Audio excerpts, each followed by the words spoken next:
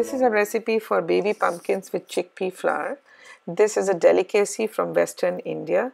We call it besni tinde. I'm going to be using frozen baby pumpkin for this recipe today. This is a gluten-free recipe high in protein and fiber and takes only about 6 to 10 minutes to cook. So here are all the ingredients lined up. We'll start with heated oil. Add hing powder, asafoetida, and cumin seeds to heated oil. It will take about 10 to 20 seconds for these two ingredients to roast.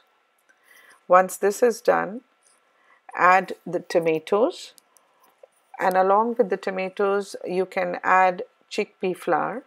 We need to roast the chickpea flour, and as you will notice that I use very little oil for my recipes, so you need to keep moving the chickpea flour so that it doesn't stick to the bottom and gets evenly roasted.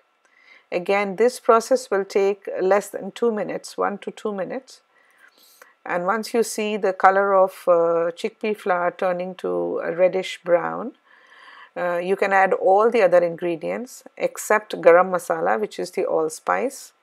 Usually we put allspice right at the end of the recipe when everything is ready, so that the fresh aroma of the spices remains and gets infused in the dish just before we serve it. So you will see I'm also adding half glass of water along with all the other ingredients before I close the lid of the pressure cooker or the pan. And as I've always been suggesting, use pressure cooker. It will save about 70% of your fuel, energy and time. If you were to cook this recipe in a regular pan, it would take about 15 to 20 minutes, whereas in a pressure cooker it will take about 6 to 10 minutes. So here I'm putting the salt as the last ingredient, and then we'll close the lid of the pressure pan. So once the lid is closed, it will take about 4 to 6 minutes or maybe one whistle because the pumpkin is really tender to cook, so it doesn't take much of time. Before you open the lid of the pressure cooker, make sure all steam is released.